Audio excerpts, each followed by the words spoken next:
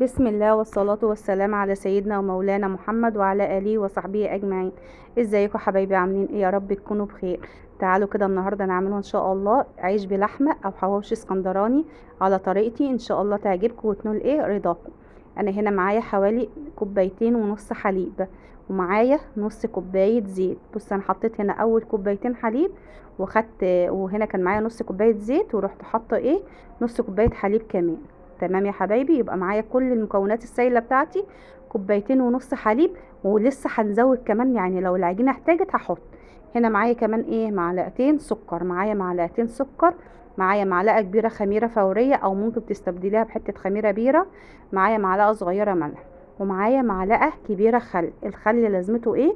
الخل بيخلي العجين ما شاء الله طري وجميل حتى لو قعد لتاني يوم، ويعتبر محسن حلو للعجين. تمام، لاي معجنات حطي معلقه خل تحفه فيها.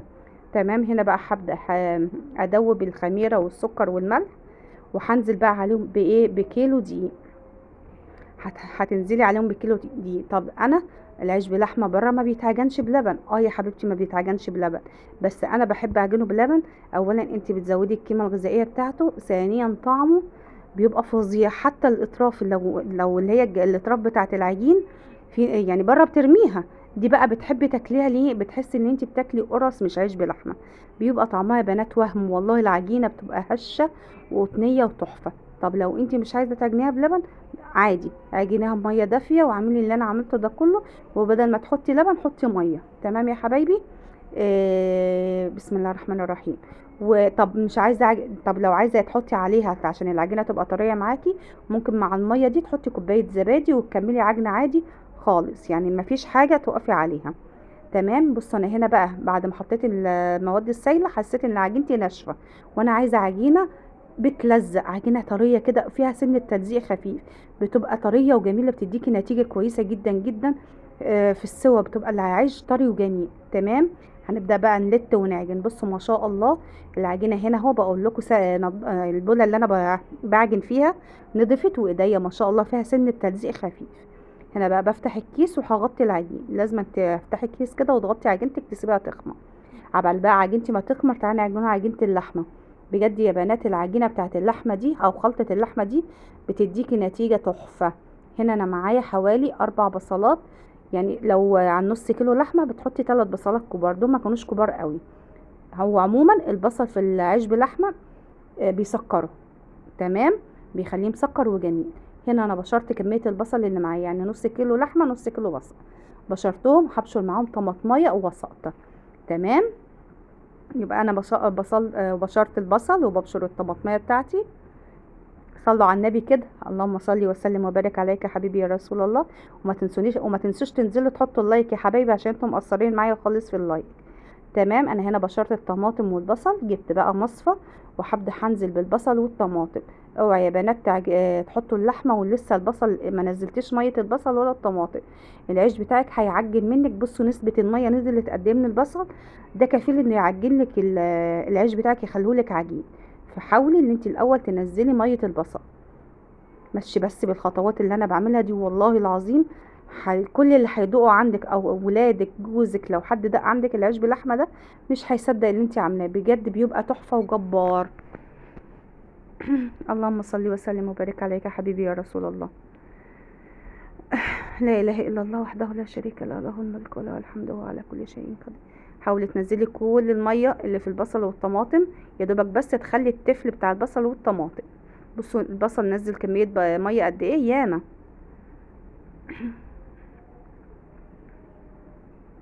بس اضغطي بقى كده. انا بصوا كميه البصل. طب الميه البصل دي ما ترميهاش، لو انت بتعملي بانيه حطيها في الفريزر، اعملي بيها البانيه. عامله كفته ولا حاجه هتطلعيها وتصبعي بيها الكفته. تمام. بصوا حبايبي هنا بقى ما شاء الله انا صفيت البصل والطماطم بتاعي اهو، وهرجعهم تاني في الطبق بتاعي. هنا بقى معايا ايه ده؟ حزمه بقدونس صغننه.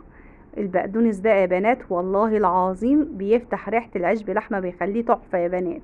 جربوه على طريقتنا.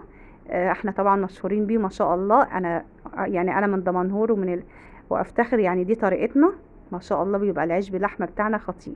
يبقى هنا حطيت حزمة بقدونس وسط. تمام، هحط هنا بقى ايه شطة حامية، مش عايزة تحطيها وعايزة تستبدليها بفلفل بارد زي ما انت عايزة، بس احنا بنحب العيش باللحمة بتاعنا حراق.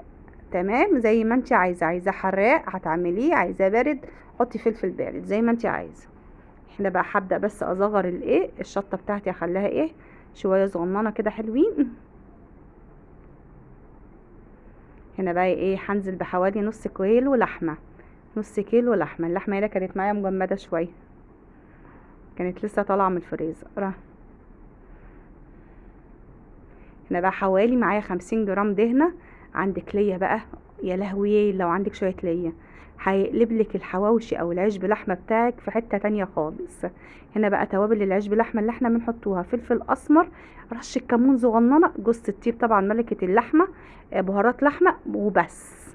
ما تحاوليش تزودي بهارات عشان تحس بطعم اللحمة في العيش. تمام يا حبايبي. هنبدأ بقى نعجن فيها ايه عجنة ايه قوية لغاية لما خيط اللحمة كده تحس ان اللحمة كده ايه عملت معاكي خيوط. عندك كبة حطي في الكبة، ما عندكيش زي كده وعجيني عجيني عجيني تاني عجيني فيها لغاية لما اللحمة تخش مع البصل مع الفلفل يبقى كلهم حتة واحدة عجينة واحدة. تمام. اللهم صل وسلم وبارك عليك يا حبيبي يا رسول الله. والله العظيم انا وانا هنا بنخلط اللحمه الريحه كانت طالعه على مناخيري، مع ان اللحمه نيه بس ريحتها طالعه فظيعه فظيعه يا بنات. هبصوا هتتن تعجنوا تعجنوا زي اي عجين لغايه لما اللحمه بتاعتك تتجمع كلها تبقى ايه عجينه واحده. بصوا بسم الله ما شاء الله. بصوا العجينه بتاعتي ما شاء الله تبارك الرحمن خمرت ازاي فظيعه. ادوها بقى البوكس المتين وابداي هبطيها بقى، هبطي العجينه بتاعتك. وابدأي بقى هنكورها على حجم يعني على قد البرتقانايه.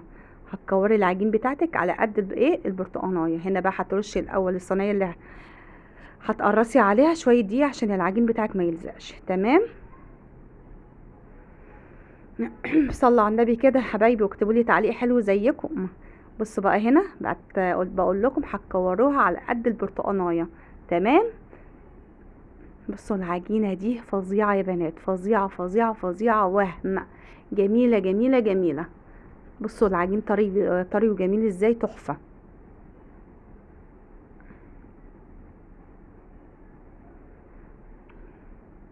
بشوف ناس كتير اللي هما بيعملوا العيش بلحمة ده او الحواوشي بالعجين بيخلوها كده قد يعني الحجم اللي انا مقطعاه وبيفردوه وبيحشوها اللحمة ويقفلوا عليها. العيش بيبقى رقيق قوي يا بنات.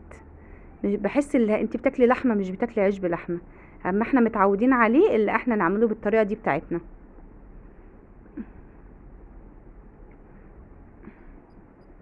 هت... بعد ما تكوري بقى العجينة زي اي عجين هتسيبيها شوية، تغطيها وتسيبيها شوية ايه ترتاح. هنا بقى سبتها ترتاح وبدأت ان انا افرد ايه العيش بتاعي. بسم الله ما شاء الله، الله اكبر. العجينة يا بنات مية تحت ايدي، شبه الملبن تحت ايدي. بسم الله ما شاء الله والله كانت تحفة. هنا بقى بدأت افرد اول طبقة اول طبقة في العجين. تمام.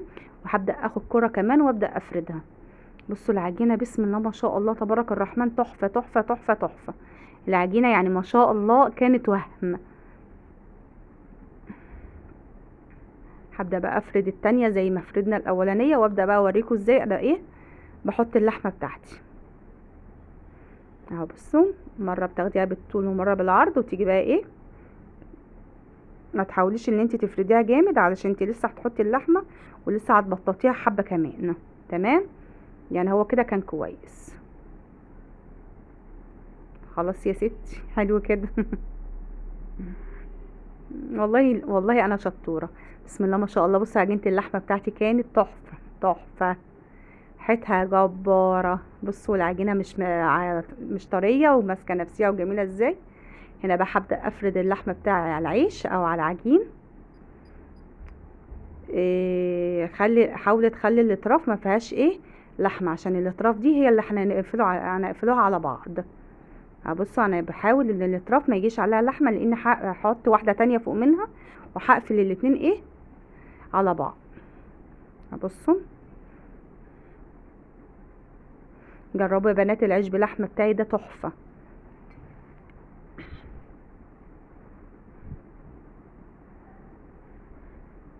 كده بقى انا حطيت اللحمه بتاعتي في قلب العيش بتاعي او العجين.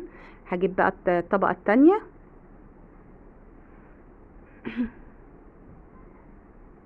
بصوا، ابداي الاول قبل ما تقفليها حاولي ان انت تاخدي الطرف ده على الطرف ده وتتكي عليه كده ايه اللي انت بتقفليهم على بعض عشان الحشوه بتاعتك ما تطلعش.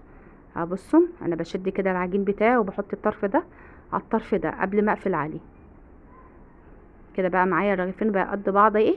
بعمل ايه بقى؟ بجيب الطرف اللي تحت العجين الرغيف من تحت كده واحطه على فوق، بقفله كده يعني استنى هوريهولكوا اهو هيبدا يبان معايا. بصوا بجيب من تحت واقفل وابرم، اجيب من تحت وابرم. بصوا صبع الكبير بيلف معايا كده. سهله يا بنات والله الطريقه دي. بصوا اهي، وتبرميها، تاخدي العجين من تحت وتبداي تبرمي. كمان العجينه ما شاء الله عشان طريه مساعداني جدا، ويبقى تحت منك كده دقيق عشان يساعدك وانت بتلفي كده الرغيف ايه معاك. بصي معاكي كده. انا ما رضيتش يعني اسرع الحته دي عشان تشوفيها انا بقفل الايه الرغيف بتاعي ازاي. بصوا بسم الله ما شاء الله حجم الرغيف يعني يعني مناسب ما شاء الله يكفي. يعني الرغيف ده ممكن يكفي فرد كبير وما شاء الله يعني بني ادم كبير. انا ولادي ما بيقدرش يعني اخرهم من نص لتلات ارباع رغيف. هنا بقى ببدأ احط حبة رشة زيت، هما طلعوا مني كتير بس انا نقصت كمية الزيت دي يا دوبك رشة صغيرة.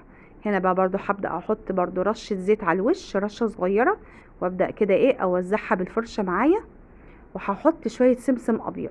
تمام، بعد ما اوزع الزيت على الوش هترش شوية سمسم. طب انا مش عايزة ارش السمسم عادي، هتبططي بس تدي تبطيطة ايه تفردي الرغيف فردة صغننة. تمام، هنا بقول لكم انا بحط شوية سمسم ابيض بيديله قرمشة وبيديله لون وطعم حكاية.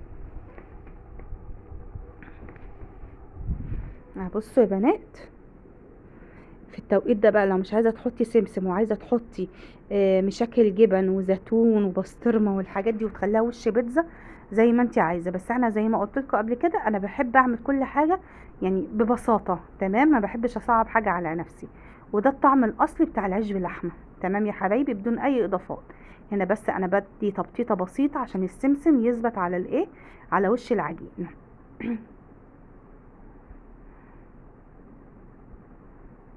بصوا بالراحه كده ايه بتثبتي بس السمسم على العجينه بتاعتك.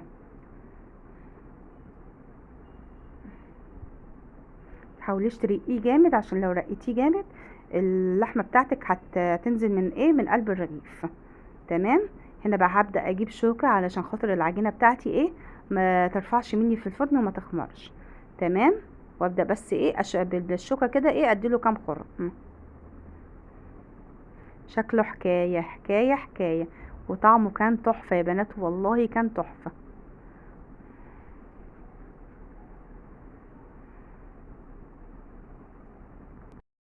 ان شاء الله خلصت العيش بلحمه بتاعي.